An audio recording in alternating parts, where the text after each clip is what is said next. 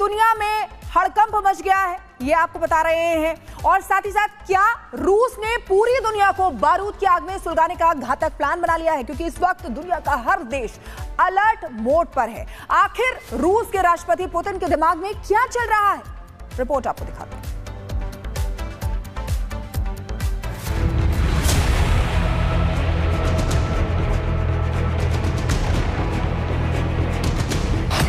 Putin ने फूंका तीसरे विश्व युद्ध का बिगुल।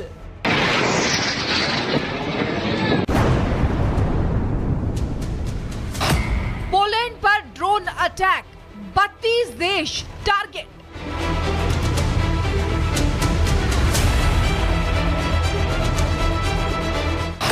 रूस से नेटो देश लेंगे बदला, अमेरिका किसका साथ देगा?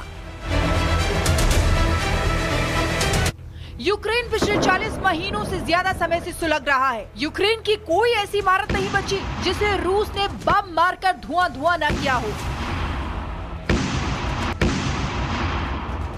दुनिया 3.5 साल से पुतिन की जिद और यूक्रेन की बर्बादी देख रही है।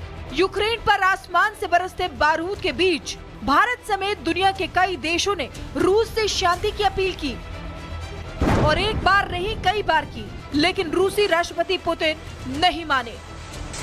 अब पुतिन की सनक ने पूरी दुनिया को तीसरे विश्व युद्ध की दहलीज पर लाकर खड़ा कर दिया है। पुतिन के ताजा कदम से 32 से ज्यादा देशों में हड़कंप मचा है। हर देश ने अपनी सेना को अलर्ट कर दिया है, और इसका कारण है पोलैंड पर रूस का ड्रोन हमला।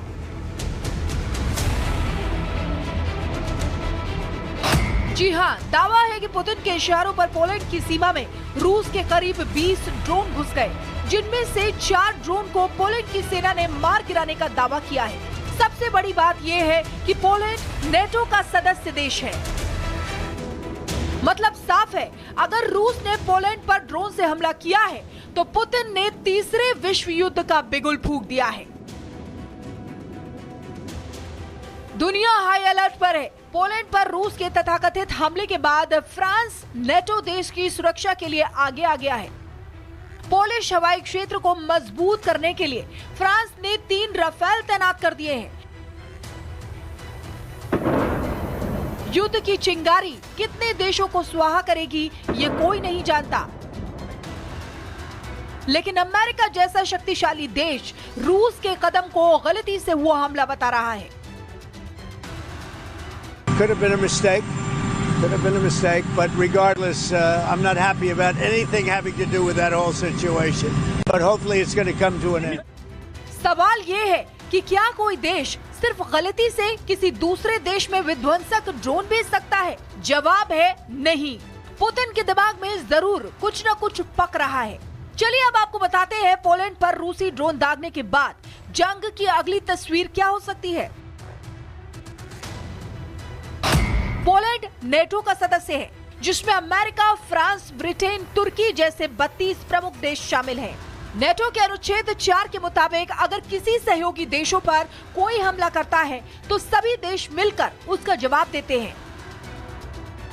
यही कारण है यूक्रेनी राष्ट्रपति ज़ेलेंस्की लंबे समय से यूक्रेन को नेटो का सदस्य बनाने के लिए दर-दर भटक रहे हैं। ज़ेलेंस्की ने कहा, रूस ने पोलैंड पर इसलिए हमला किया है जिससे यूक्रेन को सर्दियों से पहले नए एयर डिफेंस सिस्टम न मिल सके। यह हमला क्रीमिया पर कब्जे की तरह है। हालांकि रूस की तरफ से दबी आवाज में दावा किया जा रहा है कि ड्रोन कीव पर दागने की कोशिश थी, लेकिन ये पोलैंड की सीमा में चले गए। फिलहाल पोलैंड सतर्क हो गया है। बेलारूस और रूस से लगती अपनी सीमा पर पोलैंड ने 40,000 सैनिक भेज दिए हैं। साथ ही पोलैंड ने इस मामले पर यूएनएससी से तत्काल बैठक बुलाने का भी आह्वान किया है।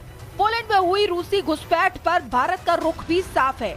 विदेश मंत्री एस जयशंकर ने पोलैंड के विदेश मंत्री से बात कर पोलैंड की सुरक्षा को लेकर चिंता जाहिर की है। अब सबसे बड़ा सवाल ये है कि क्या पुतिन की सनक पूरी दुनिया को बारूद की आग में झोंक देगी?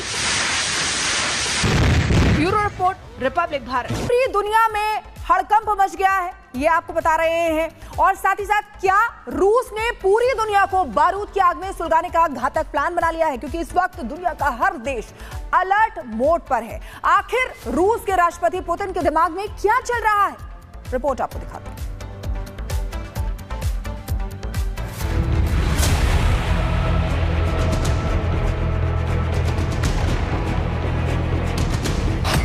पुतिन ने फूंका तीसरे विश्व युद्ध का बिगुल।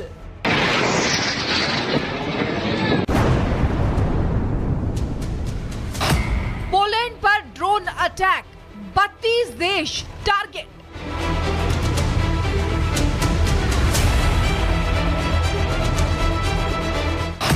रूस से नेटो देश लेंगे बदला, अमेरिका किसका साथ देगा? यूक्रेन पिछले 40 महीनों से ज्यादा समय से सुलग रहा है। यूक्रेन की कोई ऐसी इमारत नहीं बची जिसे रूस ने बम मारकर धुआं न किया हो। दुनिया 3.5 साल से पुतिन की जिद और यूक्रेन की बर्बादी देख रही है। यूक्रेन पर आसमान से बरसते बारूद के बीच भारत समेत दुनिया के कई देशों ने रूस से शांति की अपील की और एक बार नहीं कई बार की, लेकिन रूसी राष्ट्रपति पुतिन नहीं माने। अब पुतिन की सनक ने पूरी दुनिया को तीसरे विश्व युद्ध की दहलीज पर लाकर खड़ा कर दिया है। पुतिन के ताजा कदम से 32 से ज्यादा देशों में हड़कंप मचा है। हर देश ने अपनी सेना को अलर्ट कर दिया है और इसका कारण है पोलैंड पर रूस का ड्रोन हमला।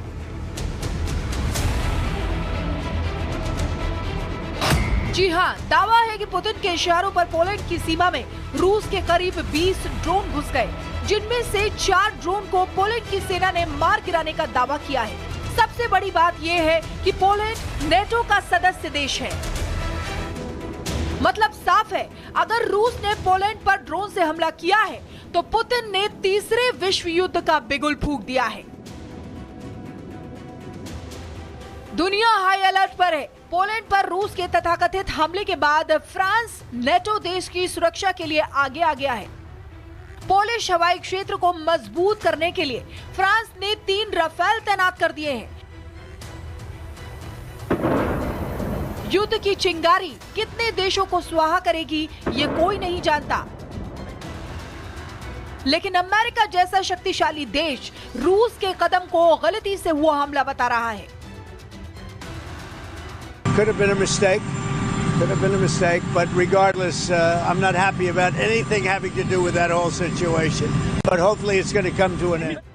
सवाल ये है कि क्या कोई देश सिर्फ गलती से किसी दूसरे देश में विध्वंसक ड्रोन भेज सकता है? जवाब है नहीं। पुतिन के दिमाग में जरूर कुछ न कुछ पक रहा है। चलिए अब आपको बताते हैं पोलैंड पर रूसी ड्रोन दागने के बाद जंग की अगली तस्वीर क्या हो सकती है। पोलैंड नेटो का सदस्य है, जिसमें अमेरिका, फ्रांस, ब्रिटेन, तुर्की जैसे 32 प्रमुख देश शामिल हैं। नेटो के अनुच्छेद 4 के मुताबिक अगर किसी सहयोगी देशों पर कोई हमला करता है तो सभी देश मिलकर उसका जवाब देते हैं। यही कारण है यूक्रेनी राष्ट्रपति ज़ेलेंस्की लंबे समय से यूक्रेन को नेटो का सदस्य बनाने के लिए दर-दर भटक रहे हैं। ज़ेलेंस्की ने कहा, रूस ने पोलैंड पर इसलिए हमला किया है जिससे यूक्रेन को सर्दियों से पहले नए एयर डिफेंस सिस्टम न मिल सके। यह हमला क्रीमिया पर कब्जे की तरह है। हालांकि रूस की तरफ से दबी आवाज में दावा किया जा रहा है कि ड्रोन कीव पर दागने की कोशिश थी, लेकिन ये पोलैंड की सीमा में चले गए। फिलहाल पोलैंड सतर्क हो गया है। बेलारूस और रूस से लगती अपनी सीमा पर पोलैंड ने 40,000 सैनिक भेज दिए हैं। साथ ही पोलैंड ने इस मामले पर यूएनएससी से तत्काल बैठक बुलाने का भी आह्वान किया है। पोलैंड में हुई रूसी घुसपैठ पर भारत का रुख भी साफ है। विदेश मंत्री एस जयशंकर ने पोलैंड के विदेश मंत्री से बात कर पोलैंड की सुरक्षा को लेकर चिंता जाहिर की है। अब सबसे बड़ा सवाल ये है कि क्या पुतिन की सनक पूरी दुनिया को बारूद की आग में झोंक देगी? Bureau report, Republic Bharat.